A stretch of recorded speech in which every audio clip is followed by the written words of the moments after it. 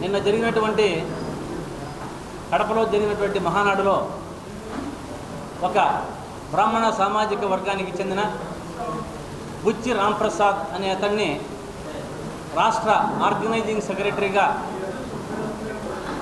పిలుస్తూ వారితో లేనిపోని అబాండాలని వైసీపీ ప్రభుత్వంలో జరగనివన్నీ కూడా చెప్పించడం జరిగింది.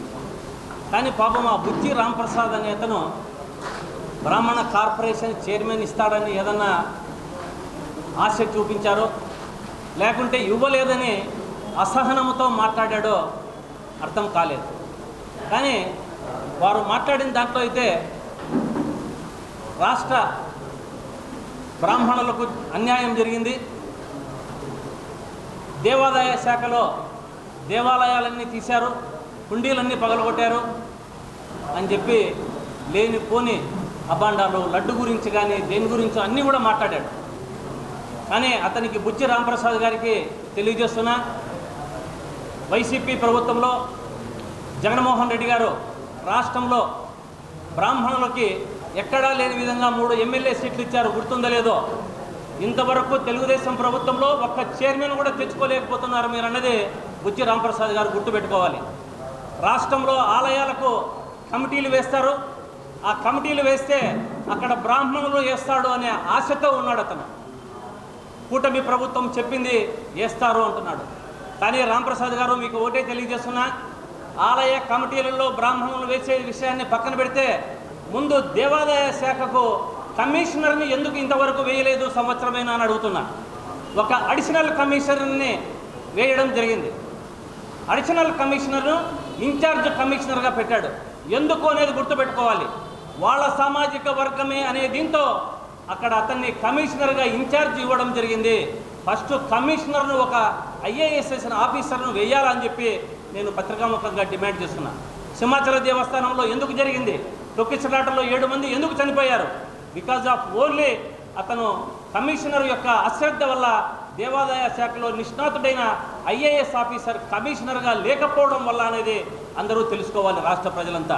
కమిషనర్ను వేయలేనాడు, రాష్ట్రంలో కమిటీలు ఇంతవరకు వేయలేదు, కమిటీలు వేస్తే బ్రాహ్మణులకు స్థానం కల్పిస్తానన్నాడు.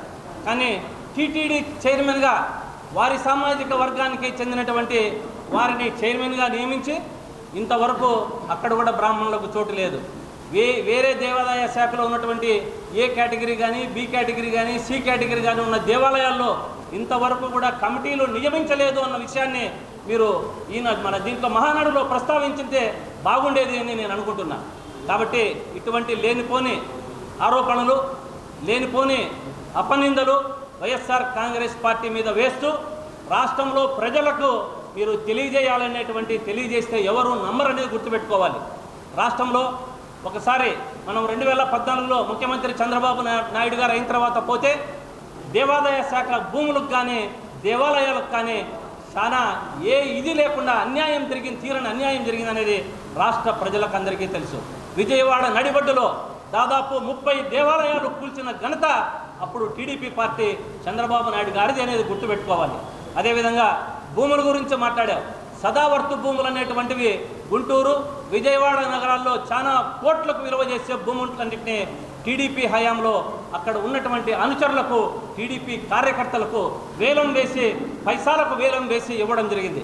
కానీ అప్పుడు ఉన్నటువంటి ఎమ్మెల్యేగా మంగళగిరి ఎమ్మెల్యే ఆళ్ల రామకృష్ణారెడ్డి గారు కోర్టులో వేసి దాన్ని ఆపడం జరిగింది. ఆపి ఆ భూములు ఇంతవరకు కూడా పరిరక్షిస్తున్నారనేది గుర్తుపెట్టుకోవాలి. ఇదే విధంగా దేవాదాయ శాఖలో అన్నీ కూడా మనకు తీరని అన్యాయం జరుగుతుంది. 1 సంవత్సరం నుంచి ఇది లేదు. మేము దాదాపు అన్నీ చెప్పారు. ఆగమ సలహా మండలి అన్నారు, ఆగమ సలహా మండలి ద్వారా వేస్తామన్నారు. వైఎస్ఆర్ కాంగ్రెస్ పార్టీ హయాంలో జగన్మోహన్ రెడ్డి గారు ధార్మిక పరిషత్ అనేటువంటిది హైకోర్టు నుంచి వచ్చిన ఆర్డర్ ప్రకారము ధార్మిక పరిషత్తును వేశారు. అదేవిధంగా ఆగమ సలహా మండలి వేశారు. అదేవిధంగా సీత అనేటువంటిది వేశారు. అదేవిధంగా అర్చక అకాడమీ అనేటువంటిది వేశారు. ఇటువంటి దీనిల మీద ఆగమ సలహా మండలి ద్వారా దేవాదాయ శాఖ పటిష్టమవుతుంది.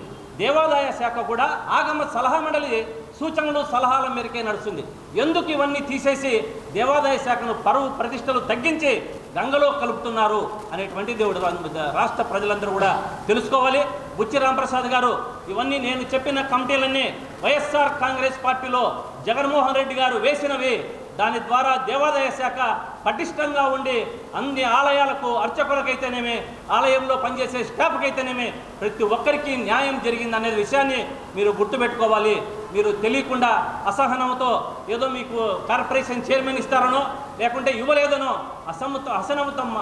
అసహనంతో మాట్లాడినట్టు ఉంది. కానీ మీరు నిజాలు మాట్లాడలేదు అన్న విషయాన్ని రాష్ట్ర ప్రజలందరికీ కూడా తెలుసు అన్న విషయాన్ని మీకు తెలియజేస్తున్నానని చెప్పి పత్రికాముఖంగా మీడియా ద్వారా అందరికీ తెలియజేస్తున్నాం.